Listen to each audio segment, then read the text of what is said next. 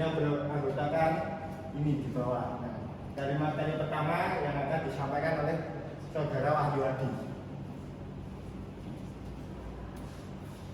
Perkenalkan, nama saya Wahyu Adi dan saya akan mempresentasikan tentang kekuatan tarik. Kekuatan tarik atau tensile strength, ultimate tensile strength adalah tegangan maksimum yang bisa ditahan oleh sebuah bahan ketika diregangkan atau ditarik sebelum bahan tersebut patah. Beberapa bahan mampu patah begitu saja tanpa mengalami deformasi yang berfaedah. Benda tersebut bersifat rapuh atau getas atau brittle. Bahan panutannya akan meregang dan mengalami deformasi sebelum patah, yang disebut dengan benda elastis atau duktil. Kekuatan tarik umumnya mampu dicari dengan memainkan uji tarik dan mencatat perubahan tegangan dan tegangan. Titik tertinggi dari kurva tegangan disebut dengan kekuatan tarik. Kemudian ultimate tensile strength, nilainya tidak bergantung pada ukuran bahan, melainkan karena faktor jenis bahan. Berikut ini adalah faktor yang mempengaruhi kekuatan tarik, yaitu 1. Kadar karbon, 2. Heat treatment, 3. Kesamaan partikel logam, 4. Dimensi bahan, dan yang terakhir yaitu unsur paduan. Dimensi dari kekuatan tarik adalah gaya persatuan mapan. Dalam satuan SI digunakan Pascal dan kelipatannya seperti MPa, megapascal. Pascal ekuivalen dengan Newton per meter persegi. Satuan vektorial di tengahnya pound gaya per inci persegi atau kilopound per inci persegi. Kekuatan tarik umumnya digunakan dalam merancang bagian dari suatu struktur yang bersifat duktil dan brittle yang bersifat tidak statis.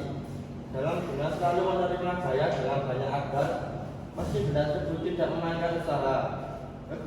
Kekuatan tarik juga digunakan dalam mengetahui jenis bahan yang belum diketahui, misal dalam forensik dan paleontologi. Kekerasan bahan memiliki hubungan dengan kekuatan tarik. Pengujian kekerasan bahan salah satunya adalah dengan cara Rafael yang bersifat non-destruktif. Pengujian dilakukan untuk mengetahui sifat-sifat mekanis suatu material dan mengukur ketahanan suatu material terhadap daya statis yang diberikan secara lambat. Salah satu cara untuk mengetahui besaran sifat mekanis dari logam adalah dengan uji tarik. Sifat mekanik yang dapat diketahui adalah kekuatan dan elastisitas dari logam tersebut. Uji tarik banyak dilakukan untuk melengkapi informasi rancangan dasar kekuatan suatu bahan dan sebagai data pendukung bagi spesifikasi bahan. Nilai kekuatan dan elastisitas dari material uji dapat dilihat dari kurva uji tarik, khususnya logam. Di antara sifat mekanis yang dapat diketahui dari hasil pengujian tarik adalah sebagai berikut: 1. Kekuatan tarik, 2. Kuat ulu dari material, 3. Keuletan dari material, 4. Modulus elastis dari material, 5. Kelentingan dari suatu material, dan ke-6 yaitu ketangguhan.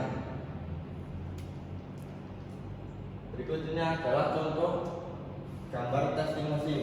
Gambar di samping merupakan alat testing mesin yang digunakan untuk menguji tegangan tarik dan kekuatan tekan. Dan berikut ini adalah gambar diagram dan benda percobaan uji tarik. Dan gambar pertama yaitu aplikasi kurva tegangan baja struktural dalam pengujian kekuatan tarik. Gambar kedua spesimen hasil pengujian kekuatan tarik yang patah setelah terdeformasi, dicirikan dengan terjadinya penyempitan bahan atau necking. Dan materi yang selanjutnya akan dibawakan oleh teman saya. Ya, perkenalkan, nama saya Arsyad Bayu. Di sini saya akan menyampaikan tentang materi kekerasan. Uji kekerasan biasanya digunakan untuk mengidentifikasi sifat material karena cenderung lebih cepat dan nyaman. Namun, berbagai metode pengujian disesuaikan karena perbedaan kekerasan di antara material yang berbeda. Uji kekerasan yang paling terkenal adalah Biner dan Rockwell. Yang pertama dari A, Biner Hardness Test atau uji kekerasan Biner. Uji kekerasan Biner digunakan secara luas untuk menguji logam dan bukan logam.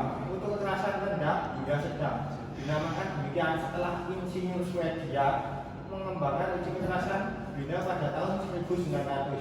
BHN yang dihasilkan memiliki satuan mengemban uji kekerasan Biner pada tahun kilogram atau milimeter persegi. Tetapi satuan tersebut biasanya digunakan dalam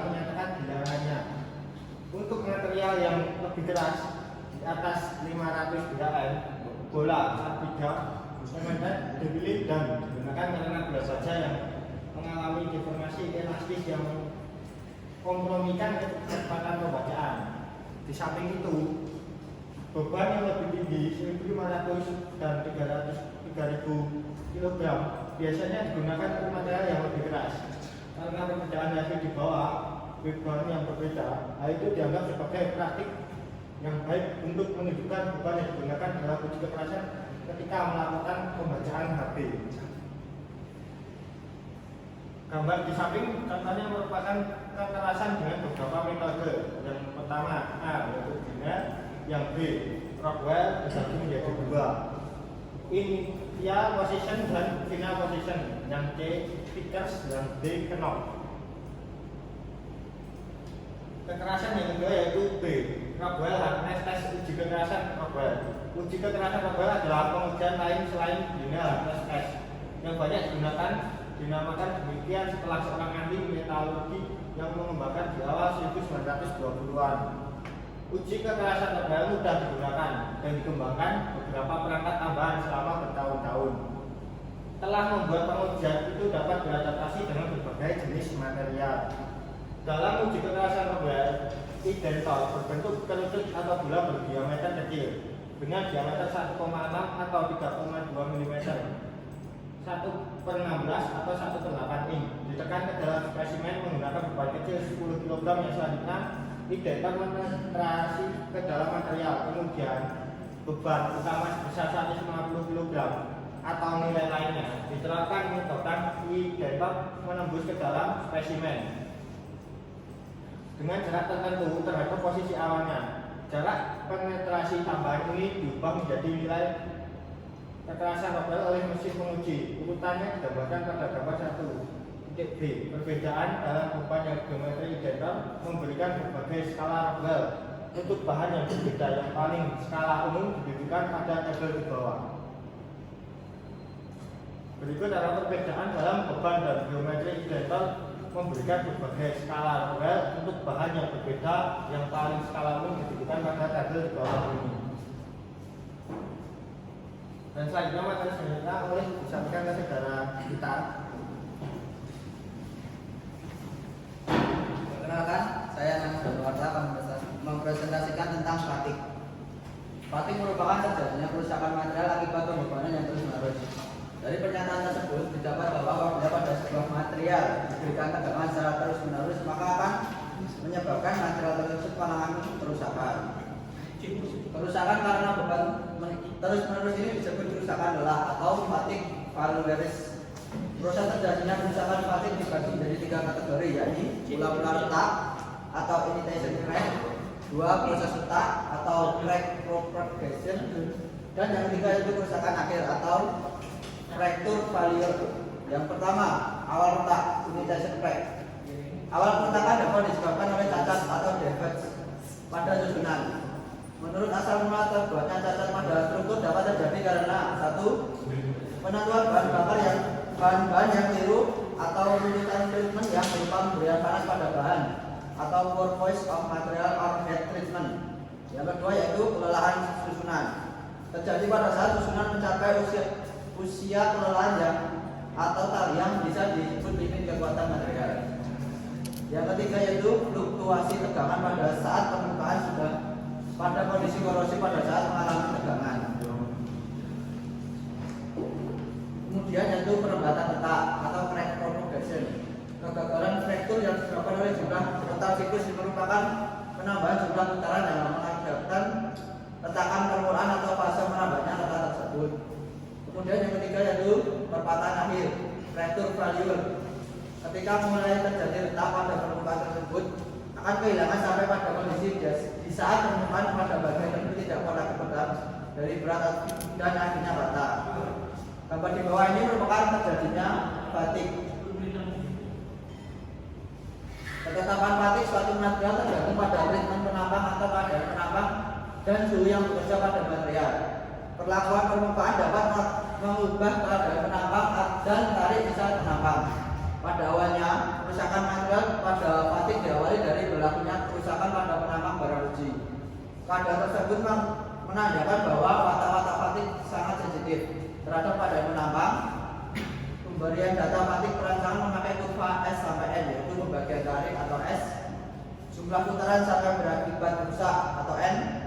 Grafik SN ini dapat dilihat pada gambar di bawah ini.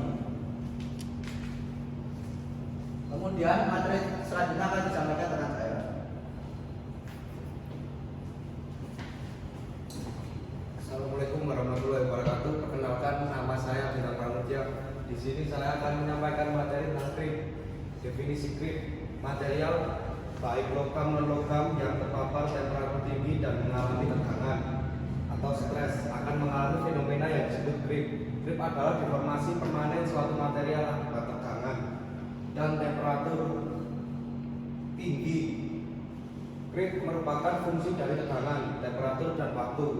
Temperatur tinggi yaitu temperatur lebih dari 0,4 Tm atau absolute melting temperature, dan adanya tegangan pada material mengakibatkan terjadinya regangan yang seiring waktu regangan berkembang sampai suatu saat material putus.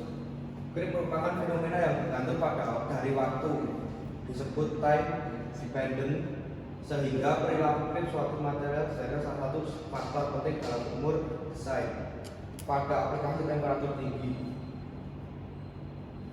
Perilaku krip suatu material ditunjukkan pada gambar 1, yaitu kurva regangan waktu.